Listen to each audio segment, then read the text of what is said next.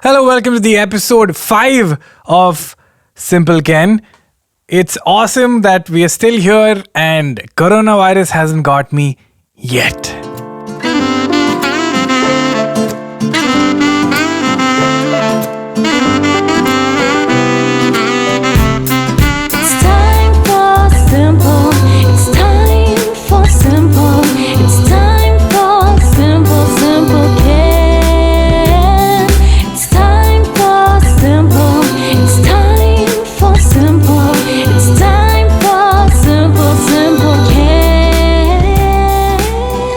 So I hope you had a good week. You must have immediately noticed that if you're watching the video, that I'm not wearing my specs because I forgot them in Bangalore. I was in Kerala and Bangalore this week because, what an amazing time to travel when there's coronavirus.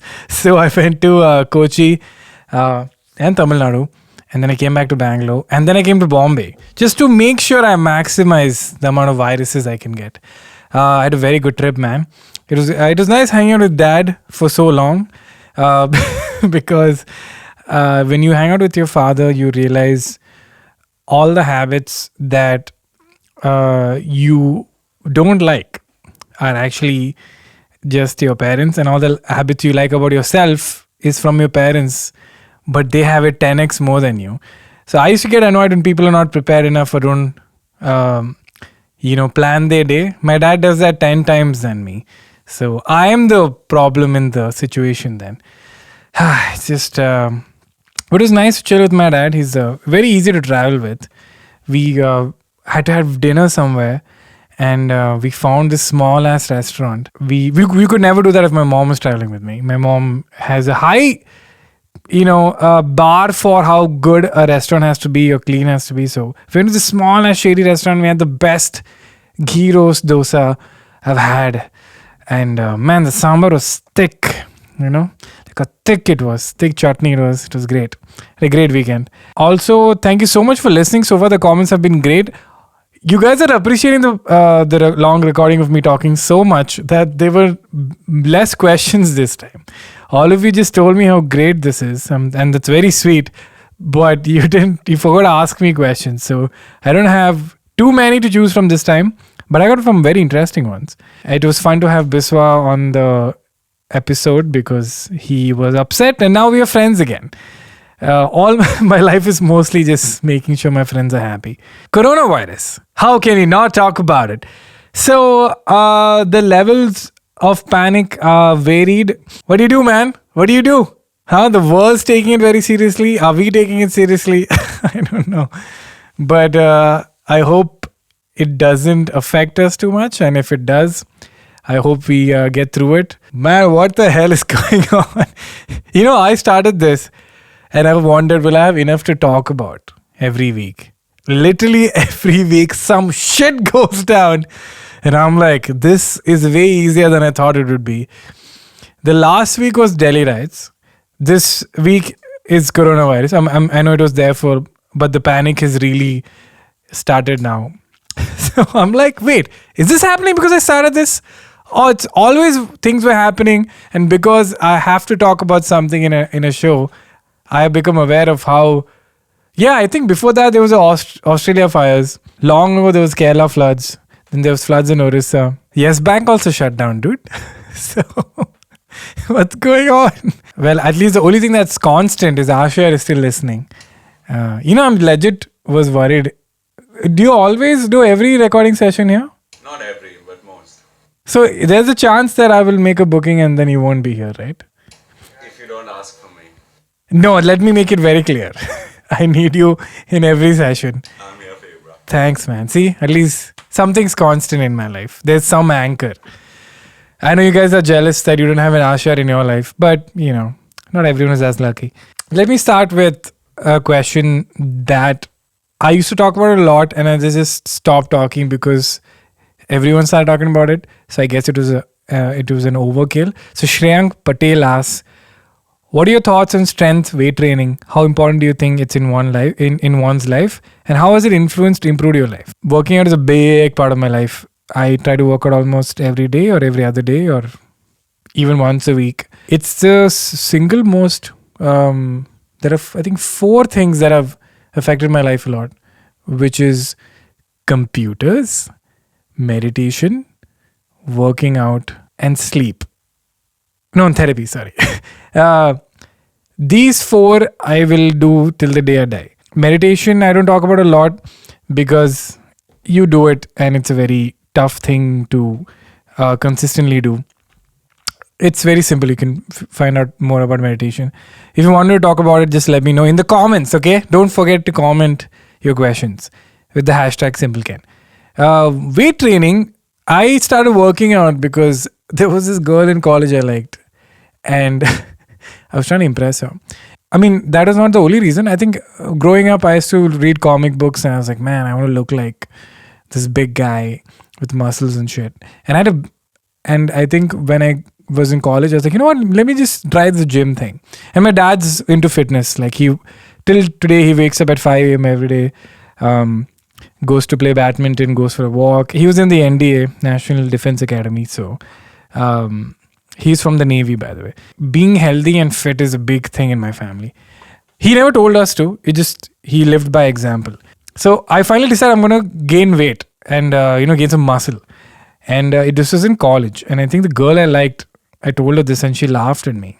So I was like, I used that pain of her laughing at me to go to the gym every day. And I worked out for a year every day. Nothing happened. But the hate was strong in me. And then I met a trainer who came to my gym. In Bangalore, we have a clubhouse and we have a gym there. This trainer came and then he trained me and then he showed me the difference between training and working out by yourself. When I worked out by myself, I had a checklist. I'll do this, and I was done.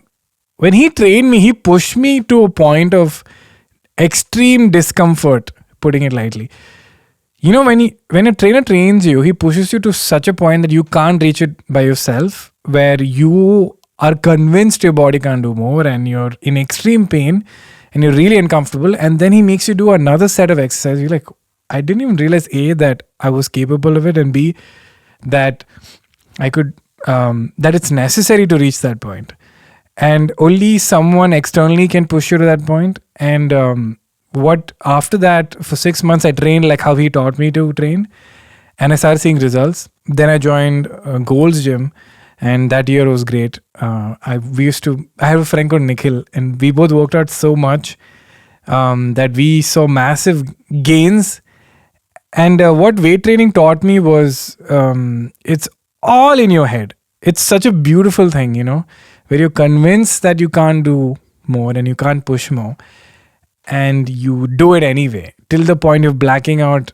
I remember during leg days, we used to crawl to the water cooler. And everyone in the gym used to laugh at us. But it's taught me a valuable lesson that you can't achieve anything till you're in a place of extreme discomfort. If you're not in a place of extreme discomfort and pain, you can't see gains. Obviously, this is a generalized statement. It doesn't apply for everything. It doesn't apply to relationships. You don't have to be in extreme pain to gain things from a relationship. I learned it the hard way. But, weight training was so cool. And I still, there are moments when I still train today and I'm like, he asked me to do 30 reps. Let me just do 25.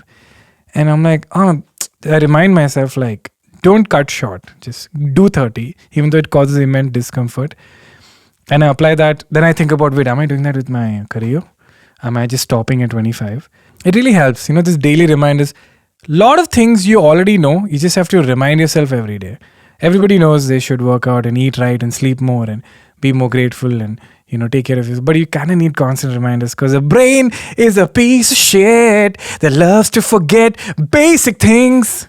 It's amazing how forgetful the brain is. Holy shit. There'll be a moment where you're scared of coronavirus and then you're watching a show and you completely forget about a global epidemic. Isn't that insane? It's just it's like a dog that's distracted all the time.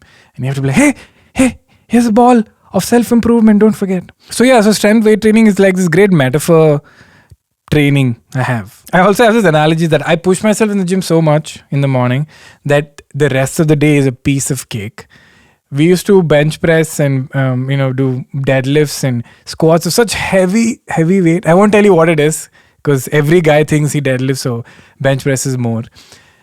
It's the worst metric, by the way, when people say, how much do you lift, dude? That's the most stupid question you can ask because it's easy to lift 80 kgs if it's your first workout. At the end of 40 minutes, if you can lift 80 kgs, that's insane. So it's also so much context of when, at what point are you lifting it and how you're lifting it and when you're lifting it and how much rest you're taking. So just the moment someone says, how much do you lift? I'm like, you're a noob. So yeah, when you lift so much and you're blacking out and you want to go home and you're crying in pain, then you go back to your workplace and there's a conflict. You're like, dude, this is easy. The toughest part of the day is over. You're alive. You should be able to lift yourself. That's my fitness barrier. That if you can't lift your own body, that means you're not optimizing yourself. It's like a reminder like, hey, if I'm struggling to lift myself, or by lifting, like I say, pull-ups, if you can't do a pull-up, then that means there's something wrong. And your body's amazing, man. You should keep it in the best state you can. So it's something I really believe in. It's brought me so much joy. And I really enjoy the routine and the discipline of it and the friends I've made. I have a very close relationship with my trainer. Venancio, you can see him on my stories. He's a lovely guy. My trainer in Bangalore, his name was Gajendra. He was damn funny, dude. Every other workout, he used to try to convince us to do steroids. And we used to be like, no, dude, we don't want to do steroids. But he's a very nice guy and very ambitious. I've noticed people who work out a lot tend to be entrepreneurial or like ambitious because it's like a great metaphor for growth. Like if you can grow muscle, you can grow things. Like that sounds weird.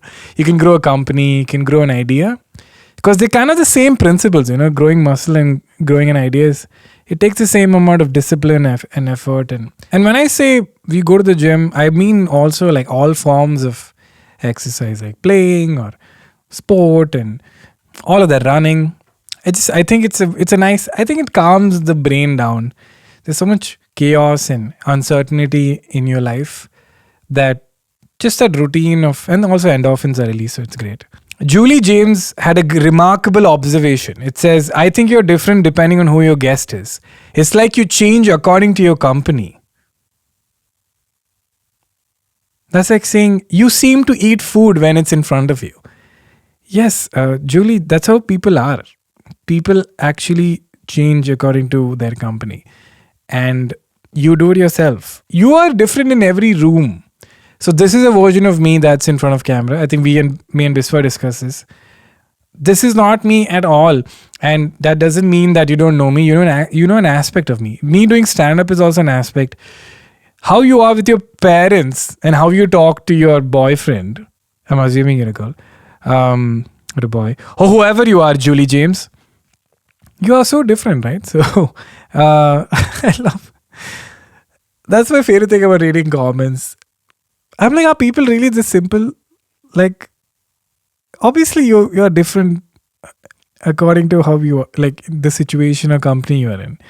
And it's very interesting. It's the best way to observe someone is how they behave in a group, in a new group, in an old group, with women, with men, with older people, with younger people. It's very interesting to see.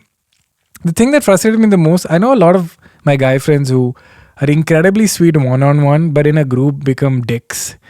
Biswa is a great example. Wonderful person one-on-one. When he's in a group, oh my God, he's so annoying. Karan also is very energetic and, hyper in a big group of people. But one-on-one, he's very sober and low-key. It's interesting to see, how people shift. I'm also very annoying in a big group. I talk a lot. When I'm one-on-one, I'm quite different. So, Nayani. Oh, genius. Her name is Nayani, Nayani, followed by the number 9 and the letter E. Oh my God. You guys have coronavirus. It's confirmed. I know, making jokes now. What if in 3 weeks the entire country is on a shutdown, dude? Anyway, 90. Genius pun. Genius. Is there a Ken E? No, this is so precise. The number 9 in E is 90. Oh man, I'm so jealous of how practical and short your nickname is. Anyway, hey Kenny, me and my friends had a conversation about loneliness. Why is it always associated with a sad life? I still think that loneliness is always a choice, but my friends argue that it's always important to share mental space with somebody at some point of life, so you don't have to run out of sanity. But I still think that loneliness is always a choice at any age. What's your view to it? I don't fully understand your question, but I think you think that loneliness is not that terrible and it's okay to be. Loneliness and being by yourself, I think, are different things. There's nothing wrong with being by yourself, but loneliness is when you feel alone. And you're saying, why do people feel like that? Is there a choice? Hang out with old people and you'll realize how terrible it is to be lonely. People are older than 60, 70, have no one to talk to, and it's a terrible life. And all they want is some company. I think this kind of perspective happens when you just hang out with people who are very similar to you. Whenever you have a confusion about anything in life, just take yourself out of the situation you're in. And I've noticed it always gives me some amazing insight. Doesn't mean you have to travel. Just literally talk to someone older than you who's completely in a different field. I live in an area where there are a lot of people who are older, and it's all they want is some company and someone to talk to. And it's terrible that your kids and your grandparents don't want to meet you. Not grandparents, your kids and your grandchildren don't want to meet you as much. That time you will be like, I wish I had some company. And humans are social beings, man, and you can't escape it. You can't.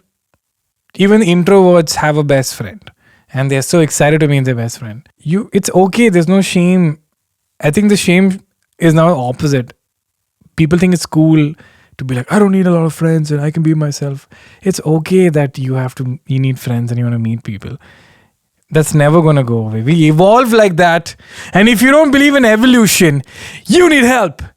Okay, so it's a similar question. That's why I picked this up. Shiva Prakash says, hey Kenny, I feel as we grow older, the ability to make a number of friends reduces. So how do you go about making the transition from being an acquaintance to becoming a close friend with someone? Say at a workplace. By the way, love your long recording of talking. Correct. The reason I picked this question is I was having this conversation with someone very close to me. And she had a conflict with someone at a workplace, where she got very close to her, and then things got complicated and she stopped talking to her, and things kind of spiraled out, and now she doesn't even recognize this person and she's ignoring her, and she told me this interesting thing, like, I am a kind of person who can only be friends or nothing. I was like, why do we do this? Everything doesn't have to be so extreme. If you make a friend, they don't have to be your best friend. You can have an acquaintance, you can have I call it 10% friend, which is when you meet them, you talk to them, you have a great time, and you don't make plans with them. You don't have to know about how their family is doing or what they did last week. You just talk, and that's okay. I mean, I used to be like that. I used to be like, if I have a friend, I have to be there for them and do everything for them. And you don't have to, man. Like, some friends you could only do dinners with, some friends you only do movies with, some friends you only work out with. And I think it sounds rude, right? When for example, you're in the gym and you hang out with someone and they're your gym friend, and then they're like, hey, you want to go for a movie sometime? We're all going in a group. And you have to be like, nah, I'm happy in this environment. Yeah, I think it does come across as rude, but it's okay, like, you're being honest, and it's okay to just have a gym friend. Don't feel guilty that, am I using this person for company only in the gym? No, man, I think you're making their time worthwhile. So it's okay. It is true, though, the ability to make friends reduces. I think my ex's mom, she was very incredible. She had gone through so much pain because of her mother-in-law that she used to keep taking. And as she got older, she just stopped. And she was like, screw you, mother-in-law. And I think by the time she reached her 50s, she had attained nirvana, where she just said whatever she felt like. She told her needs immediately. It was just like all my life I was trying to please people and I had a hellish life. Now I'm just going to say what I want. And I admired her for that because I think she's living her life to the fullest. I don't think our ability to make friends reduces, our tolerance for bullshit reduces. So in your 20s, you can be friends with some really difficult people. But I think when you grow older, you're just like, okay, enough of this bullshit. And I think you lose a lot of people like that. So I think it's the reverse. I think your tolerance for people reduces. Not tolerance for people, tolerance for bullshit reduces. How does a close friend acquaintance become a close friend? Again, just, I think it's like a trap. Every time I'm like, oh, this person is now a close friend, and then I make a plan and they ditch, I'm like, oh, how dare you reject my Kenny membership? So again, I think keeping it fluid is the key. Again, I used to say I have a very small group of friends, but now I don't. Now I'm just like, whoever is there that day is great. I also have my family, so it's enough. So Rishi Prabhakar asked, hey Kenny, this podcast, don't deny it. Rishi, I'm not denying anything. Okay? Don't think you're a smart ass. His question is, what were you experiencing when you were interviewing international celebrities like Will Smith and Chris Pratt? Also, would you rather be Hancock or Star-Lord? What is this question? Will you be Mickey Mouse or Donald Duck? I don't know what I'll do with that. This is a good question. First of all, Chris Pratt is my god. Okay, he's amazing. I look up to him. He's the person that I want to be. Before it was Jim Carrey, then I realized he was too crazy. Chris Pratt is just amazing. He's a sweet, funny man who can do action and comedy. So when I got to meet him, thanks to like Disney had a press junket, and Will Smith was because of Netflix. When I got to meet Chris Pratt, we flew all the way to Tokyo. And I also got to meet Rajiv Masan, who's like a really cool, chill guy.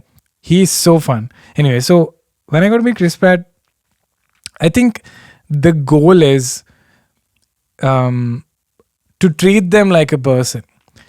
And I kind of took that from my experience, because whenever I meet people and they see me as a fan, they stop seeing me as a person. So it feels very impersonal when someone looks up to you and is smiling and is like, oh my God, you're amazing. It's very sweet, but you can't have a real conversation because they have put you on a giant pedestal, which is understandable.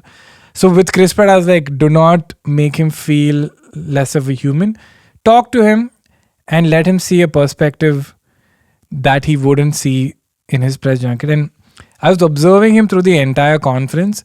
They had the previous day, they had a press junket, they had a conference, and they had questions from the audience. And he was constantly making everyone laugh and like going out of his way to make everyone comfortable. And the other actors were not doing that. And when I met Will Smith, also same thing. Will Smith was just anyone in the room, he was entertaining and engaging and was there. And I noticed most celebrities who are really successful, like Will Smith, Chris Pratt, Dwayne Johnson, Shah Rukh, they all have a very unifying quality, which is they don't underestimate any situation. Every situation is important. Every interviewer is important. Every press junket is important. Every event is important. They consider everything of equal value. This movie is equally important as the 100 million blockbuster they did. And I think that is something I learned from them, that anything I do should be equally important. You shouldn't be able to be like, oh, he didn't put effort for this. He put effort for this. And that's really helped my career, to treat everything. You know what? I don't want to give you this really awesome advice. Okay, it's worked for me. Forget what I said. So thank you, Rishi, for that question. So Huda55, Huda, ask, we aren't taught to be critical thinkers. Rote learning is blindly accepting whatever is put in front of us. Present education. This is a grave issue. I'm glad there's a platform where that is being addressed, if nothing more. The reason I brought this up was when I joined my art college, the entrance exam was draw a vase, okay? And they kept the walls in front of us. And I found the exam to be very stupid because I'm like, this is the entrance of an art college. You have to draw a vase. So I drew it. And then I got into the college. That's that simple. I mean, I had done science and I got good marks. So they told me not to join. They were like, why are you ruining your life? I'm like, yo, guys, I want to do art. And I was in my first class and they said, okay, draw anything. And I started drawing. And there were like 40 other students with me. And 3 or 4 guys next to me were like, what do you mean draw anything? And I was like, I think you should just draw anything. And they were like, yeah, but like what exactly? I was like, anything, I guess.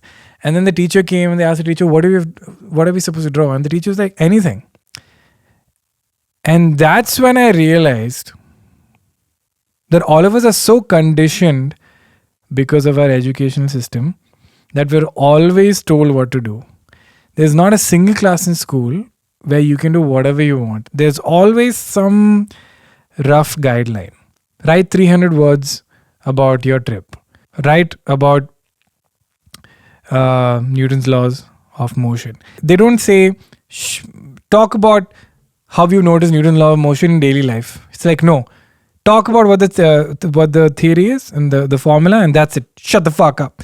Even in English, just write this, read this, just do this. So when you come to art college and they tell you can do anything, your brain can't process it. You're like, what do you mean anything? There has to be some guideline, right? There are humans, landscape, anything. And it just broke my heart that the freedom to do anything was, so crippling for this person. And my reaction was, oh my God, how damaged am I by the education system that I don't even realize. Like, this person obviously doesn't realize that they have been choked so much that being told to do anything is too late now. And I noticed this, that most people who do very regimented courses throughout their life, their wings are kind of clipped. I'm so grateful I got to do art because the amount of freedom they gave us kind of brought my self-confidence back, that I'll do what I want to do because I want to. There is no barrier. And, come to think of it, that's what made my stand-up so different. That I didn't listen to what people told me was allowed in stand-up. Like even this, I don't need to do this. I have specials on Amazon and Netflix, and I don't need to be on YouTube, but I want to because I like it. I really like being on YouTube. And I'm a comedian. I don't have to do vlogs. I don't have to do a long recording of me talking. I don't have to sing. I don't have to draw. I don't have to make a comic strip because I want to. I like it. So it's kind of sad how damaging our education system is. Even my teachers, man, they were so concerned with us following formulas and structure that I did a workshop for kids once in Bangalore for stand-up. And it was such a enlightening experience because the kids came on stage and they did some amazing things. But then we had to tell them to not do them because stand-up inherently is a person talking on the mic. And it broke my heart because this kid had this idea where he wanted to come on stage and pretend like he didn't know where the mic was. So he stood right next to the mic and spoke the entire time, but you can't hear him. Then I was like, that's genius. But according to stand-up, you can't do that if you talk on the mic. But then I'm like, why am I telling this kid what not to do? After that, I realized I'm never going to teach kids anything to do with creativity because you don't even realize how you're stunting their thought process. Just let them do whatever they want. And if they ask you for guidance, you give it to them. Okay, Steffi John. So South Indian. So awesome. Hey, Kenny, love the honesty in the conversation. Keep him coming. Actually, it's very easy to be honest when you guys are also so supportive. So thank you for being so receptive to this. During the initial stages of growth and fame in the comedy scene, did you manage to stay grounded throughout? And is there anything you regret or wish had done differently? I used to say that it was easy to be grounded because in the first 4 years or 3 years of my stand-up, I had no audience. I used to perform for 10 people, 15 people. Eventually, slowly went to 50, 100, 200. So when middle class restaurants became viral, I didn't take it for granted because I knew how it was to not sell tickets and not have anybody see your videos. When I was in 12th and 11th, I used to make videos and 800 people used to see it, which was great. So I used to think I'm grounded because of that. But then I've also met people who have gone through the same process and I've remotely reached some success and they're fucking assholes. So I guess maybe it's my parents. I think they raised me well. And I'm so scared of losing track of where I'm going and what I'm doing. I guess that's why I keep my family and friends so close together. So I don't lose track. Is there anything you regret or wish I'd done differently? Literally nothing. I don't regret anything. Every experience I've had has been, let me do a rough timeline of my career. So I started doing stand-up when I was 19. I did it in Mood Indigo, then I did it in Bangalore. And then by 20, this is also when I was doing music. And by 20, I had done a bunch of sketches. I was doing stand-up for a year and a half. I was also editing a lot. So I edited this feature film, which got released when I was 21. And by then I had also done 6 short films. I also released an EP, a music EP that no one listened to. And then also did some music videos.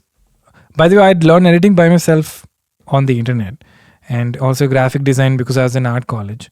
So I used to do graphic design for colleges and for like logos for companies. And I had made up a fake company.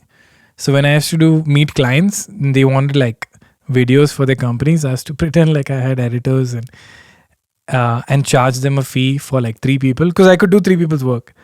And that's how I made my money till college. 23, I got to do a Comedy Central. 22, 23, I got to do a Comedy Central show, which was so hard. I think in 9 days we shot some 18, 20 episodes. I know we did it. I felt sick also. Did that. Nothing happened. And then I released a 1-hour stand-up special. When I released the stand-up special? How long has it been? I remember back in the day when you released something, nobody released stand-up clips. Huh? So all the comics were like, what are you doing? And now how things have changed. I released a 1-hour stand-up special in November 17, 2014. Holy shit, Vax. That's such a long time ago. And did that. Nothing happened. No one saw it. I put all my savings into that video. That day it rained in Bangalore. So people didn't even show up to the show. It was such a disaster. And my then girlfriend was there with her family. It was so sweet. My dad was there. My friends were there. Those people are still in my life. So it's nice. I continued to stand up. Nothing happened. And then I did Sketchy Behavior with Kanan. We toured a little bit. We did stuff in Bangalore with the Bangalore comics. Nothing happened. I mean, we had shows where people came. And finally, so many years have passed. I get signed by OML. 1 year pass, nothing happens. I come to Bombay, I record my 4th special. And I release Bucket Bath, which I felt was the best piece of writing I've done. Release a video, no one saw it. I was like, okay, you know what? And it's very funny. The last clip I released was the middle class restaurant. And I didn't like that bit at all. And I showed it to my Bangalore friends. And they were like, this is good. And I was like, no, man, this is just... I had collected all the rejected jokes and put it in one video. And I released it and then it went viral. Oh, I still remember that day. I couldn't believe it.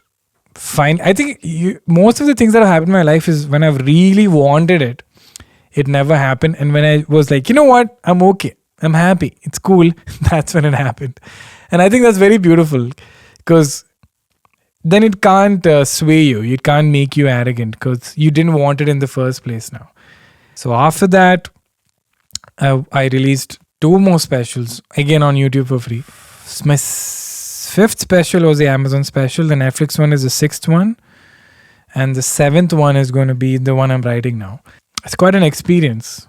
And I got to see a lot of cool things. I got to see the rise of AIB, the rise of TVF, Kanan and Biswa and Abish. I met Abish.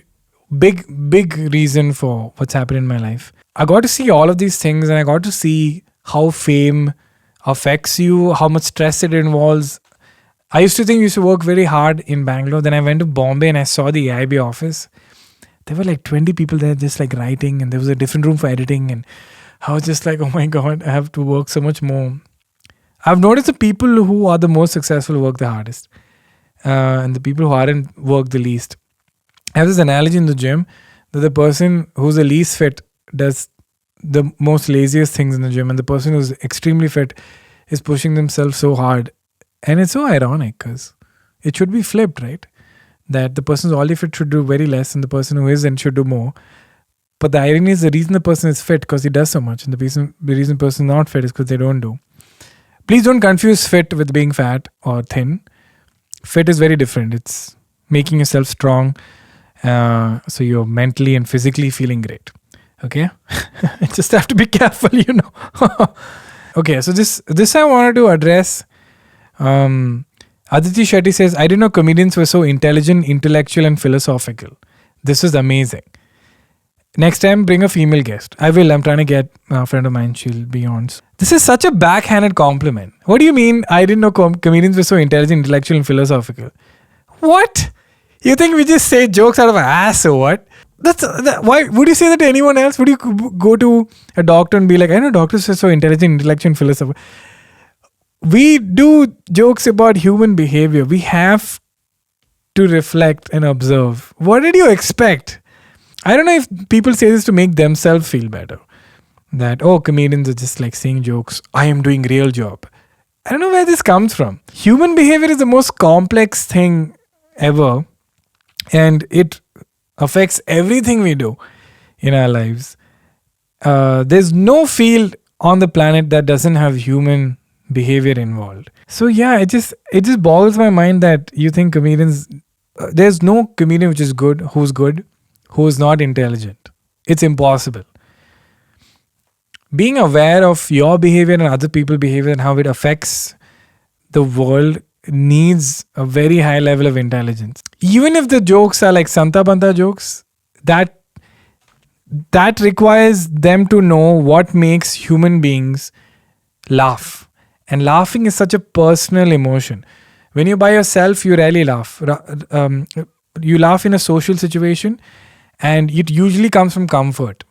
So a comedian has to build comfort within a few seconds, make you connect with them emotionally, and make such an emotion that hits you so hard that you involuntarily laugh. So yes, that takes little intelligence, madam. I know you were trying to give a compliment, but don't give backhanded compliment. That's like saying for a woman you're very smart. Yeah, don't do that. That's be a little nice that way. I'm trying to get my friend Tara on the podcast, but she lives in Bangalore. And people from Bangalore usually don't want to go anywhere else because they're so happy there. So once I catch her here, I'll get her for this show. Tasty. If you can guess what I'm drinking, you'll get a free t-shirt. I've not made a t-shirt for this podcast yet. How can I make money from this? I was wondering if I should do like a pay for watching thing, but I don't know. I'll get a sponsor. I want to annoy you guys a little bit. So you have to hear a sponsor, and the sponsor gives money, and then I can... it'll be fun. I like doing sponsor stuff. It's fun. By the way, thank you for the response for getting there.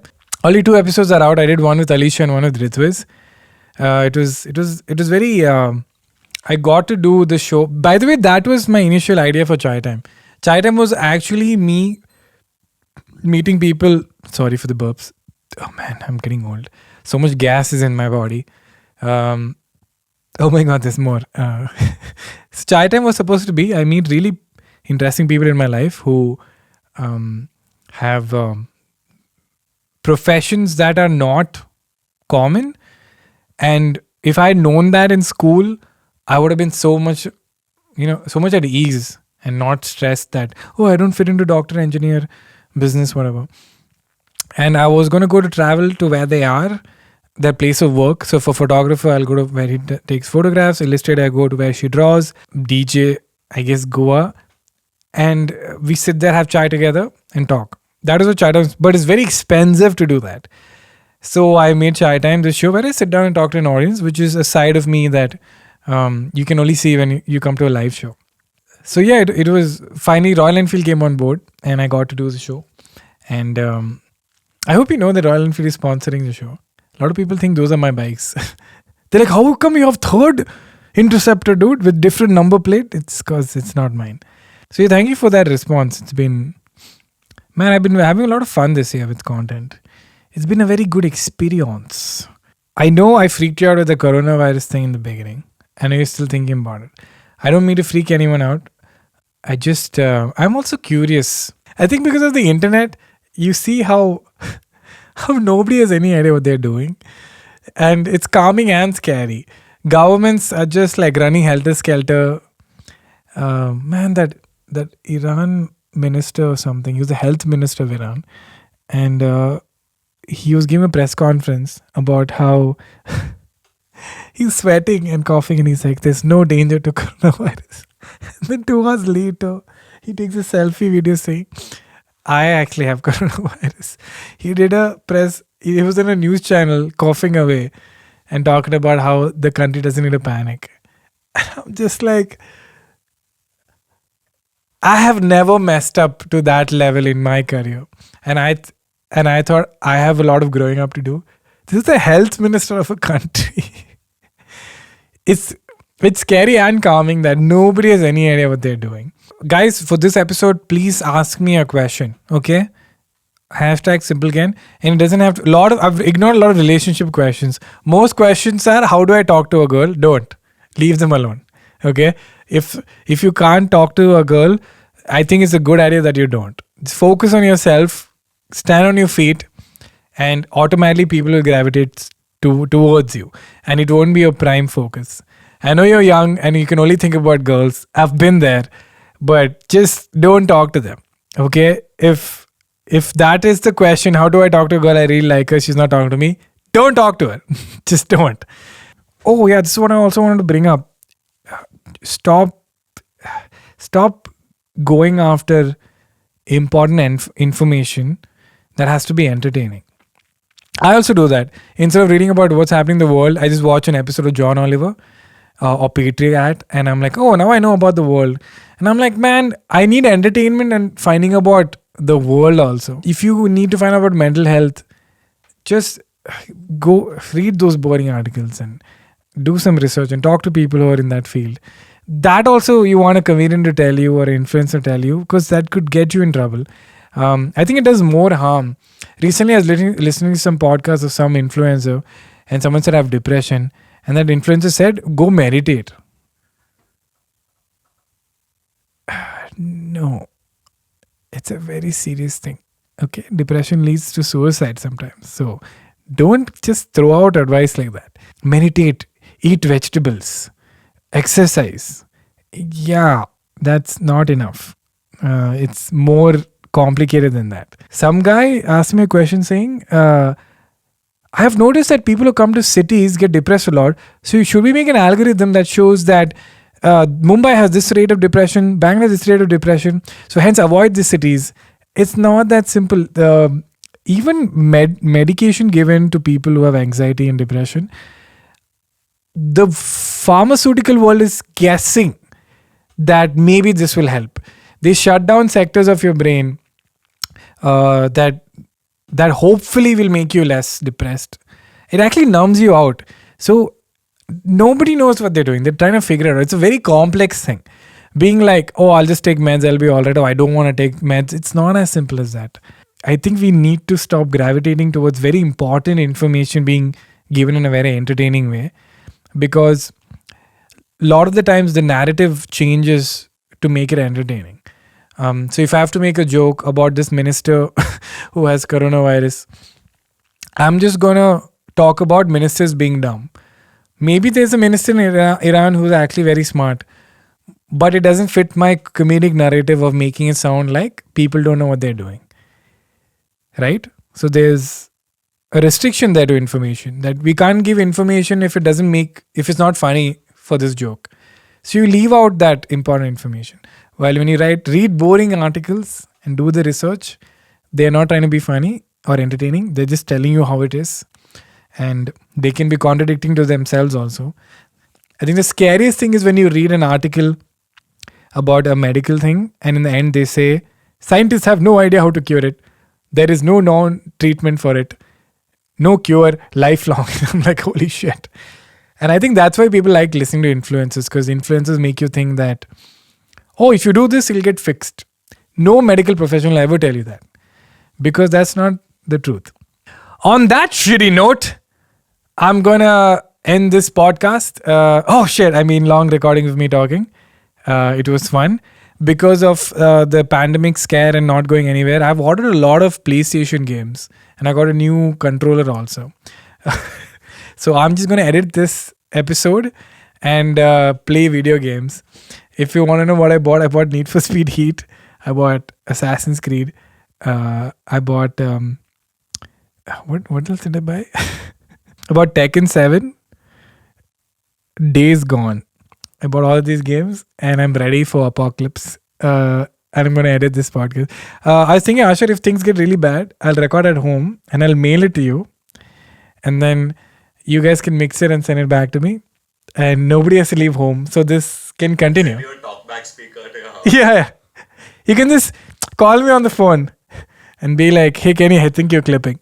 So that's what I'm going to do this week. You can listen to this on Spotify. Man, the Spotify response has been insane. So thank you so much for listening on Spotify, Apple Podcasts and Google Podcasts and everywhere else you've been listening to. And thank you for subscribing and liking and writing such wonderful things. Let me see who else to get for some episodes. I do it according to how I feel. And it's been a wonderful journey, guys. Bye-bye.